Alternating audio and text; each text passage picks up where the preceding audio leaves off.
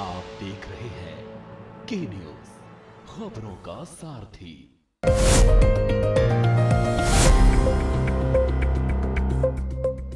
नमस्कार, हमारे खास कार्यक्रम स्पेशल रिपोर्ट में आप सभी का स्वागत है और मैं हूं आपके साथ गरिमा वाजपेयी। पेश हैं देश विदेश की कुछ खास खबरें। सबसे पहले बात आंदोलनों की बुनियाद और ममता का राजनीतिक सफर की। वहीं हम बात करेंगे पूर्व सेना प्रमुख एम नरवणे की किताब को लेकर छिड़े सियासी घमासान की। साथ ही दिखाएंगे गाजियाबाद के टीला मोड़ इलाके में 3 बहनों की मौत की मिस्ट्री। और चलते चलते बात आगरा में मकान बिकाऊ पोस्टर की। तो चलिए अब खबरों में चलते हैं विस्तार से।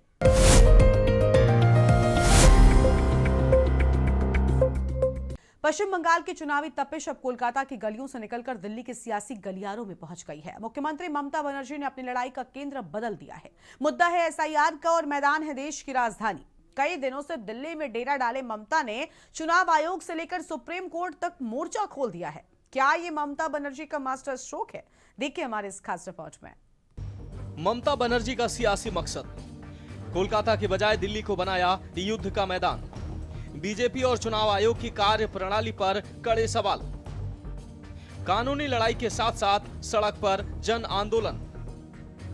एसआईआर के मुद्दे पर राष्ट्रीय स्तर पर दबाव बनाना उद्देश्य। पश्चिम बंगाल विधानसभा चुनाव की सरगर्मी और उसके बीच एसआईआर की वो लड़ाई जिसने बंगाल की खाड़ी से लेकर यमुना के तट तक सियासी लहरें पैदा कर दी। मुख्यमंत्री ममता बनर्जी इस बार रक्षात्मक नहीं बल्कि पूरी तरह से फ्रंट फुट पर हैं। दिल्ली के सियासी मैदान में पिछले दिनों से ममता बनर्जी ने जो घेराबंदी की है उसने विरोधियों की नींद उड़ा दी है। मुख्यमंत्री ममता बनर्जी ने कोलकाता के बजाय दिल्ली के सियासी मैदान को चुना है। आपको बता दें कि ममता बनर्जी हर राजनीतिक लड़ाई को सड़क पर ले जाकर लड़ती हैं, क्योंकि उन्होंने संघर्ष के जरिए सियासी बुलंदी हासिल की है। ममता का यह सबसे बड़ा हथियार है जिसे फिर से आजमाना शुरू कर दिया है। ममता का वार सिर्फ जुबानी नहीं है, उन्होंने इस बार इलेक्शन कमीशन से लेकर सुप्रीम कोर्ट तक अपनी कानूनी और राजनीतिक ताकत झोंक दी है। दरअसल बीजेपी और चुनाव आयोग के खिलाफ ममता बनर्जी ने सीधा मोर्चा खोल दिया है। आंदोलनों की बुनियाद और ममता का राजनीतिक सफर, सड़क से लेकर सत्ता तक का सफर जुझारू तेवरों के दम पर तय किया है। सिंगूर आंदोलन ये ममता बनर्जी के करियर का सबसे महत्वपूर्ण मोड़ था। टाटा मोटर्स के नैनो प्रोजेक्ट के लिए जबरन भूमि अधिग्रहण के खिलाफ 26 दिनों तक ऐतिहासिक भूख हड़ताल। नंदीग्राम आंदोलन, हल्दिया विकास प्राधिकरण द्वारा केमिकल हब बनाने के लिए जमीन अधिग्रहण के खिलाफ यह आंदोलन हुआ था। इसी आंदोलन के दौरान ममता बनर्जी ने मां माटी मानुस का प्रसिद्ध नारा दिया। सीएए और एनआरसी विरोधी आंदोलन, केंद्र के खिलाफ धरना। 2019 कोलकाता पुलिस कमिश्नर राजीव कुमार के घर सीबीआई पहुंचने के विरोध में वो सत्याग्रह पर बैठी थी। 2024 राज्य के बकाया फंड मनरेगा का पैसा को लेकर उन्होंने कोलकाता के रेड रोड पर 2 दिवसीय धरना दिया था। ममता बनर्जी की सड़क पॉलिटिक्स। ममता बनर्जी हर राजनीतिक लड़ाई को सड़कों पर ले जाने में विश्वास रखती हैं, जिससे जनता की शक्ति का प्रदर्शन होता है। यही अंदाज उन्हें जन नेता के रूप में लोकप्रिय बनाता है। सड़क पर संघर्ष करना उनकी सबसे बड़ी ताकत रही है और वे इसका भरपूर आनंद लेती हैं। नंदीग्राम और सिंगूर में राजनीतिक उपलब्धि को न सिर्फ भांपा बल्कि सड़क पर उतरकर सत्ता के सिंहासन तक पहुंची हैं। ममता बनर्जी ने 2007-8 के नंदीग्राम और सिंगूर आंदोलनों में वामपंथी सरकार के खिलाफ जमीनी संघर्ष, अदम्य साहस और जनता से सीधे जुड़ाव के माध्यम से लेडी एरन लोह महिला की छवि बनाई। उन्होंने 2011 में 3.5 दशक के मजबूत लेफ्ट के दुर्ग को ध्वस्त कर दिया। आपको बता दें कि सड़क की सियासत को ममता बनर्जी बखूबी समझती हैं और उसके जरिए अपनी राजनीति को हमेशा आगे बढ़ाती रही हैं। चुनाव आयोग के एसआईआर फैसले के खिलाफ लड़ाई को आगे बढ़ाने की उनकी यही योजना है। वे इसे टीएमसी के लिए सियासी फायदे में तब्दील करना चाहती हैं, ताकि बंगाल में चौथी बार मुख्यमंत्री की कुर्सी हासिल कर सके। पिछले दिनों ईडी कोलकाता में आईपैक के डायरेक्टर प्रतीक जैन के घर पहुंची थी। ठीक उसी समय ममता बनर्जी पहुंच जाती हैं। इसके बाद वो लगभग 4 घंटे तक धरने पर बैठी और प्रधानमंत्री नरेंद्र मोदी और केंद्रीय गृह मंत्री अमित शाह को निशाने पर लेते हुए कहा था कि ईडी बीजेपी के इशारे पर उनकी पार्टी की चुनावी तैयारियों के बारे में गोपनीय जानकारी और डेटा चुराने का काम कर रही है। पिछले 10 साल में केंद्रीय जांच एजेंसियों के द्वारा जब जब छापेमारी की गई तो ममता बनर्जी सड़क पर उतरकर संघर्ष करती नजर आई। ममता ने एसआईआर के विरोध में लिखी कविताएं। ममता बनर्जी ने एसआईआर के खिलाफ विरोध का एक अलग तरीका अपनाया है। उन्होंने इस मुद्दे पर आधारित 26 कविताओं की एक किताब भी लिखी है। दिल्ली में पत्रकारों से बातचीत में मुख्यमंत्री ने दावा किया कि उन्होंने ये किताब यात्रा के दौरान सिर्फ 3 दिनों में लिखी है। उन्होंने कहा कि उनके नाम अब तक 163 किताबें प्रकाशित हो चुकी हैं। ममता बनर्जी ने यह भी कहा कि वह न तो पूर्व सांसद के रूप में पेंशन लेती हैं और न ही मुख्यमंत्री के रूप में वेतन, बल्कि किताबों और अन्य रचनात्मक कार्यों से मिलने वाली रॉयल्टी से अपने निजी खर्चे चलाती हैं। तृणमूल कांग्रेस की संस्थापक ममता बनर्जी साहित्य और कला के क्षेत्र में काफी सक्रिय रही हैं। वो कविता, कहानी, निबंध और राजनीतिक लेखन के साथ साथ पेंटिंग और गीत लेखन के लिए भी जानी जाती हैं, जिनकी कृतियां देश और विदेश में प्रदर्शित हो चुकी हैं। वहीं ममता बनर्जी ने स्पेशल इंटेंसिव रिवीजन यानी एसआईआर के खिलाफ काला शॉल ओढ़कर दिल्ली में मुख्य चुनाव आयुक्त ज्ञानेश कुमार से मुलाकात की थी। उनके साथ एसआईआर प्रभावित 13 परिवार और टीएमसी के नेता भी थे। चुनाव आयोग के अधिकारियों ने बताया कि ममता ने अपने मुद्दे सीईसी को बताए, लेकिन उनका जवाब सुने बिना ही नाराज होकर चली गई। मुलाकात के बाद ममता ने कहा, मैं बहुत दुखी हूँ। मैं दिल्ली की राजनीति में लंबे समय से सक्रिय हूँ। मैंने आज तक ऐसा अहंकारी और झूठा चुनाव आयुक्त नहीं देखा। वह इस तरह से बात करते हैं जैसे वह जमींदार हों और हम नौकर। ऐसा इलेक्शन कमीशन को नहीं देखा, मैं एरोगेंट है। उन्होंने कहा उन्होंने जो किया है ठीक किया है। मैंने बोला आपका हाल भी धनकर का माफिक होगा। आप बीजेपी का वॉइस से काम कर रहे हैं, आप इंक्लूजन नहीं कर रहे हैं, आप डिलीशन कर रहे हैं। हम 100 लोगों को लेके आया, जो 50 लोग है जिसको डेथ हुआ था अमेरिका, और 50 लोग है जिसको जिंदा था, बोला है वोटर लिस्ट में मौत है। This is the voter list. आपका पास बीजेपी का पावर है, हमारा पास जनता का पावर है। जस्टिस तो नहीं मिला, आप इनजस्टिस कर रहा है। इसी के लिए हम लोगों ने उनको बॉयकॉट करके चलाया मीटिंग। चुनाव आयोग से हमारा कुछ उम्मीद नहीं है। एक बीजेपी का पूरा दलाल है, दलाल दलाल दलाल। हम भी चाहते हैं उसका इम्पीचमेंट हो। नंबर हमारा नहीं है, लेकिन इम्पीचमेंट भी हो सकता है ना। परमिशन तो है, रिकॉर्ड तो हो जाएगा।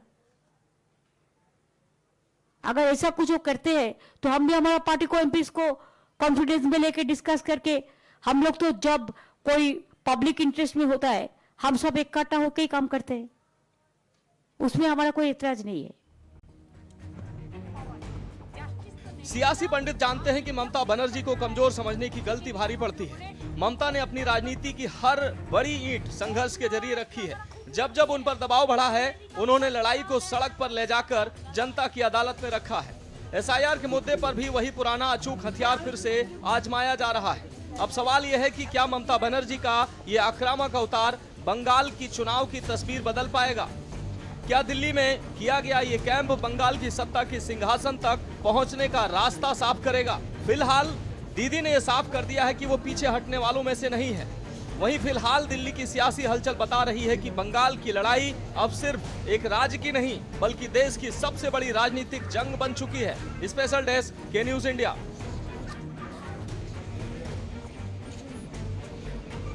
संसद की गलियारों में बुधवार को एक बार फिर राजनीतिक पारा चढ़ गया। पूर्व सेना प्रमुख एमएम नरवणे की संस्मरण पुस्तक को लेकर सत्ता पक्ष और विपक्ष के बीच जुबानी जंग तेज हो गई है। राहुल गांधी सदन में इस किताब की प्रति के साथ पहुंचे, जिसने बहस को एक नया मोड़ दे दिया। आखिर इस किताब में ऐसा क्या है जिसको लेकर घमासान मचा है? देखिए हमारी एक खास रिपोर्ट। हाथ में किताब और तेवर तीखे।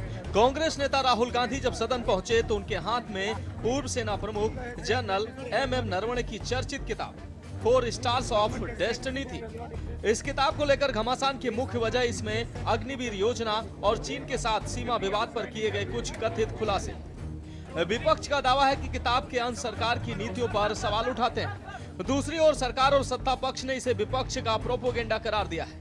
भाजपा का कहना है कि सेना से जुड़े संवेदनशील मुद्दों पर राजनीति करना कांग्रेस की पुरानी आदत रही है। यहाँ पे मेन लाइन है जो प्रधानमंत्री ने कही, जो उचित समझो वो करो। जब chief of army staff general Naravane ने राजनाथ सिंह जी को फोन किया और कहा कि देखिए कैलाश रिज पर चाइनीज टैंक्स आ गए हैं, हमारी टेरिटरी कैलाश रिज पर चाइनीज टैंक्स आ गए हैं, हमें क्या करना है। पहले राजनाथ सिंह जी ने उनको रिप्लाई नहीं किया। उन्होंने जयशंकर जी से पूछा, एनएसए से पूछा, राजनाथ सिंह जी से पूछा, कोई रिप्लाई नहीं। बुक ऊपर कर लीजिए। फिर उन्होंने राजनाथ सिंह जी से पूछा, राजनाथ सिंह जी ने कहा कि मैं टॉप से पूछता हूँ। ऑर्डर था, स्टैंडिंग ऑर्डर था टॉप का कि अगर चाइनीज फोर्सेस अंदर आएंगी तो उनके बिना हमारे पूछे फायर नहीं करते। नरवणे जी और हमारी जो आर्मी थी, जो सेना थी, वो उन टैंक्स पर फायर करना चाहती थी क्योंकि वो टैंक्स हमारी टेरिटरी में आ गए। नरेंद्र मोदी जी ने मैसेज दिया कि देखिए दिक्कत होती है ना, जो उचित समझो। आप किसी को कोई था ही नहीं रिपोर्ट करें यहाँ पे। मतलब नरेंद्र मोदी जी ने अपनी जिम्मेदारी पूरी नहीं। उन्होंने आर्मी चीफ से कहा कि देखो भैया, आपको जो करना है करो, मेरी बस की नहीं। और आर्मी चीफ ने साफ, नरवणे जी ने साफ लिखा है इसमें, I felt really alone. General Naravane की ये किताब पिछले कुछ समय से प्रकाशन की अनुमति और उसके कंटेंट को लेकर चर्चा में रही है। अब संसद में इसकी मौजूदगी ने इसे एक बड़ा सियासी हथियार बना दिया है। फिलहाल ये किताब केवल पन्नों तक सीमित नहीं रही, बल्कि संसद के भीतर एक बड़ा सियासी मुद्दा बन चुकी है। अब देखना ये होगा कि रक्षा मंत्रालय इस पर क्या स्पष्टीकरण देता है और आने वाले दिनों में ये विवाद और कितना गहराता है। स्पेशल डेस्क के न्यूज इंडिया। स्पेशल रिपोर्ट में वक्त हो चला है एक छोटे से ब्रेक का।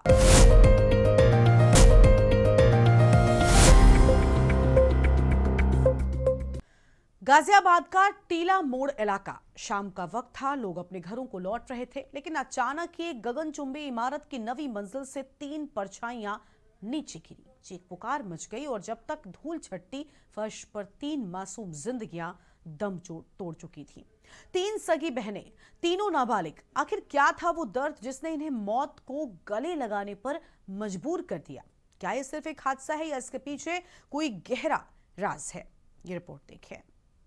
ऑनलाइन गेमिंग, मनोरंजन या मौत का जाल। गेम जीतने पर दिमाग में डोपामाइन रिलीज होता है, जिससे खुशी मिलती है। इसकी लत ड्रग्स जैसी होती है। जब बच्चा हारता है या गेम नहीं खेल पाता तो वो चिड़चिड़ापन, तनाव और गहरे अवसाद में चला जाता है।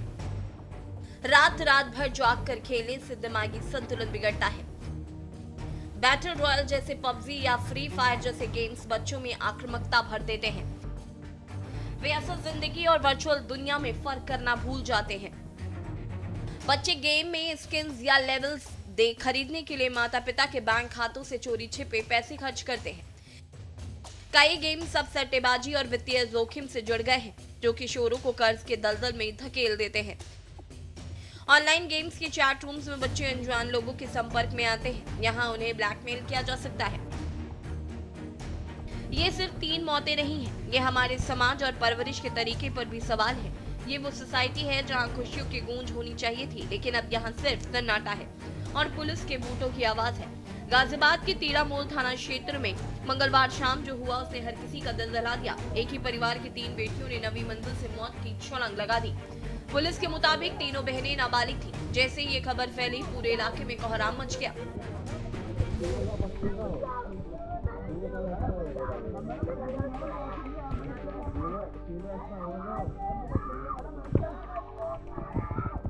मुझे तो बच्चियां नॉर्मल ही लगती थी। हमारे घर कंजक जीवने में भी बच्चियां आई थी। हमने बुलाया था उन बच्चियों को। जब हम लोग कन्या जीवते थे तो बच्चियां तब आई थी। बट जैसा कि लोग कह रहे हैं कि वो स्कूल नहीं जा रही थी, और हमने उन्हें कभी पार्क में भी और बच्चों के साथ खेलते नहीं, जैसे सर्दियों में सब बच्चे नीचे आते हैं, वो कभी हमने लिफ्ट में भी नहीं देखी, यहाँ पार्क में घूमते आसपास कभी नहीं देखी। इतने प्रोग्राम्स होते हैं, उनकी मम्मी तो देखी थी कई बार, बट बच्चे हमने कभी नहीं देखी। बच्चे घर से बाहर नहीं बच्चे निकलते? यहाँ घर से बाहर नहीं अरे स्कूल जाते थे क्या बच्चे? स्कूल नहीं जाती थी बच्चे। पढ़ते नहीं कोरोना थे? टाइम से वो घर पे, आर्थिक स्थिति जो भी सुनने को आ रहा है कि आर्थिक स्थिति ऐसी थी कि वो घर पे ही थी, वो स्कूल नहीं जाती थी, तो घर में ही थी वो बच्चे। अरे बहन जी, जैसे आप बच्चों से कभी मिलते होंगे, कंजक जिम में आती हुई आप जैसा बताया, तो उनका सामान्य व्यवहार कैसा था? वो नॉर्मल ही थी, ज़्यादा बातें तो नहीं होती थी, बट हाँ एक चीज़ मैं कहना चाहूँगी कि माँ बाप को ज़रूर अवेयर रहना चाहिए। अगर बच्चे अपने आप को आइसोलेट कर रहे हैं, घर में कैसे भी बच्चे हैं वो आइसोलेट कर रहे हैं, वो बोल चाल नहीं रख रहे और अपने साथ के बच्चों से बोल चाल नहीं रख रहे, बाहर आना जाना उनका बिल्कुल ही बंद है, तो ये एक बहुत बड़ा सिग्नल है बच्चों, माँ बाप के लिए। ख़ास तौर से ऐसे बच्चों से बात करें, उनको समझें, उनसे बात करें, बेटा क्या प्रॉब्लम है, क्या है।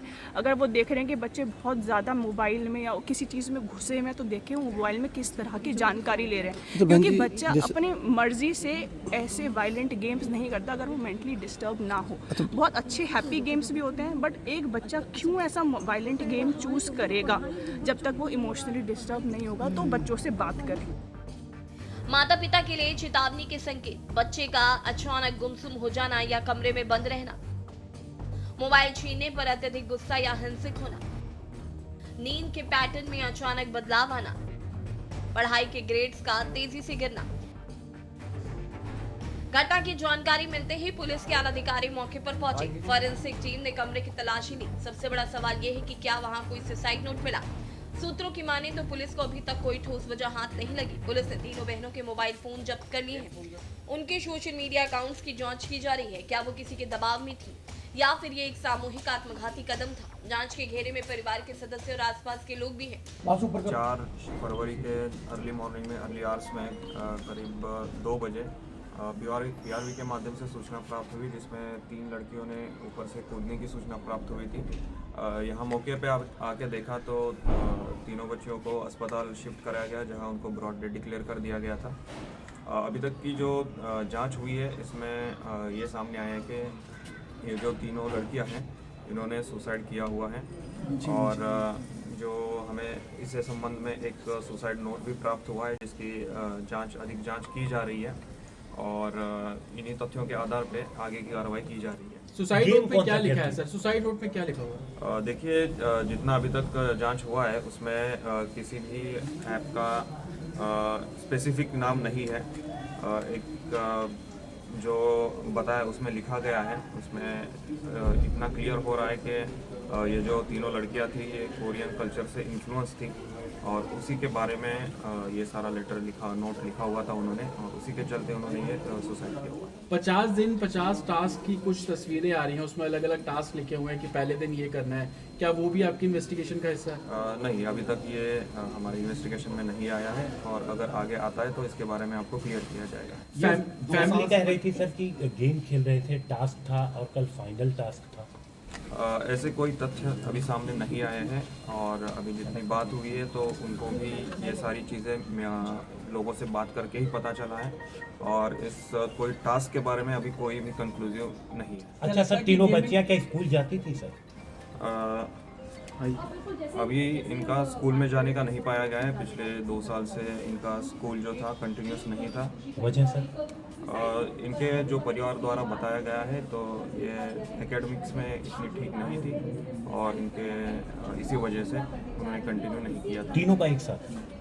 इनके जो फैमिली की कंडीशन है, वो कोई इकोनॉमिक इश्यूज की वजह से ये कंटिन्यू नहीं कर रहा। मनोवैज्ञानिकों का मानना है कि किशोर उम्र में मन में बहुत कोमल और अस्थिर होते हैं। एक साथ 3 बहनों का ऐसा कदम उठाना किसी गहरी मानसिक पीड़ा या लंबे समय से चल रहे तनाव की ओर इशारा करता है। पुलिस अपनी कार्रवाई कर रही है, लेकिन इस घटना ने हमारे सिस्टम और समाज पर कई सवाल खड़े कर दिए हैं। क्या हम अपने बच्चों को वो माहौल दे पा रहे हैं जहां वो अपनी परेशानी साझा कर सके? गाजियाबाद की ये 3 बेटियां अब नहीं रही, लेकिन इनकी मौत एक सबक है कि हमें अपने घर की खामोशियों को सुनना होगा। क्या हम अपने बच्चों के मन की बात सुन पा रहे हैं? स्पेशल डेस्क के न्यूज़ इंडिया।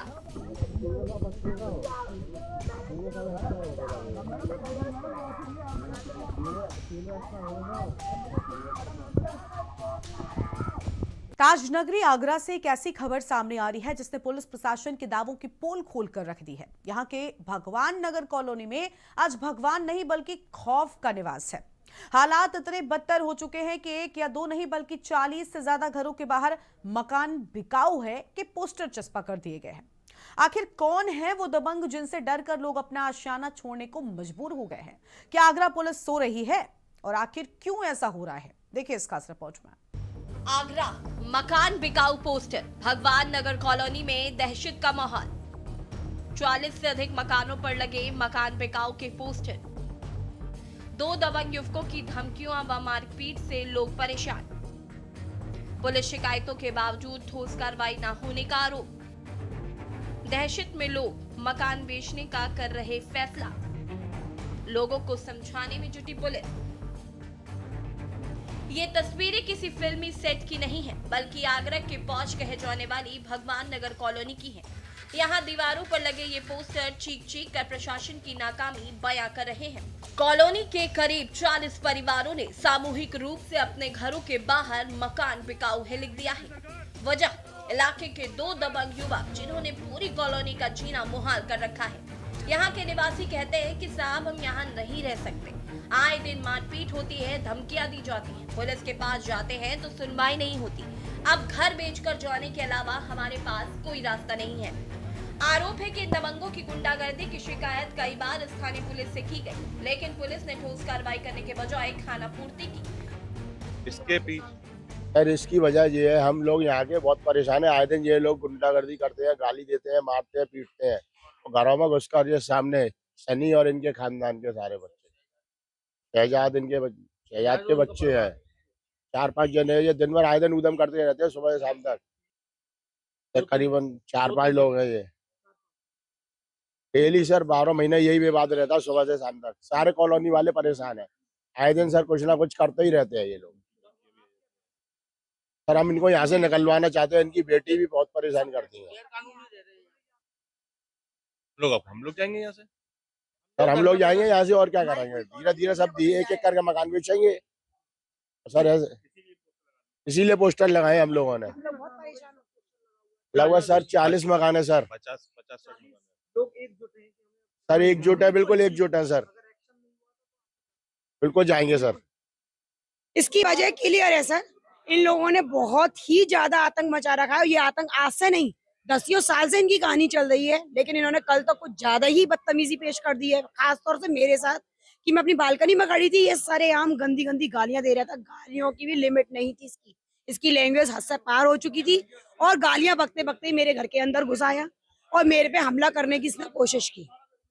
सर मुझे किसी भी तरह से इससे सुरक्षा नहीं नजर आ रही है और मैं प्रशासन से यही चाहूंगी कि कड़ी से कड़ी सख्त कार्रवाई करके इसे यहाँ से निकाला जाए।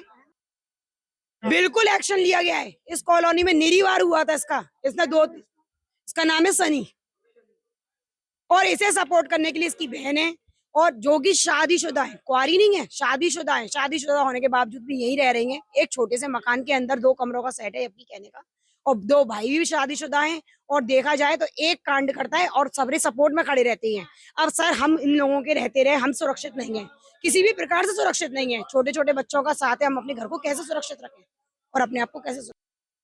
इसकी वजह ये है कि हमारी 40 घरों की कॉलोनी में एक मुस्लिम परिवार रहता है, जिसकी जमीन है, उनका नाम है सितारा बेगम। उनके यहाँ पर जबरन शहजाद और उनके पुत्र, उनकी पुत्रियां रहती हैं।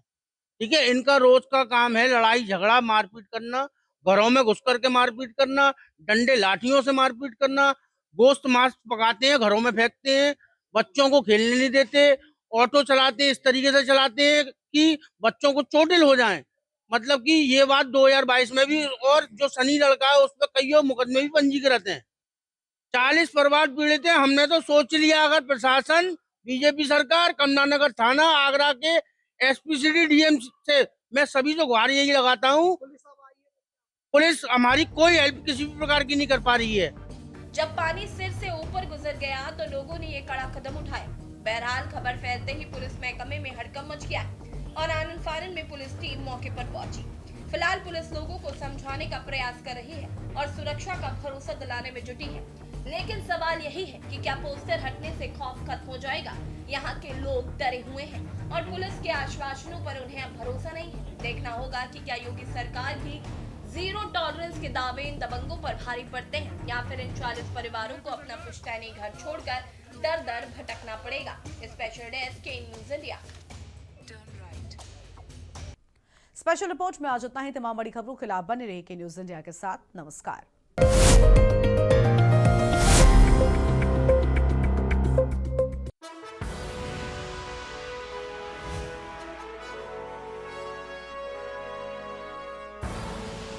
आप देख रहे हैं के न्यूज़ खबरों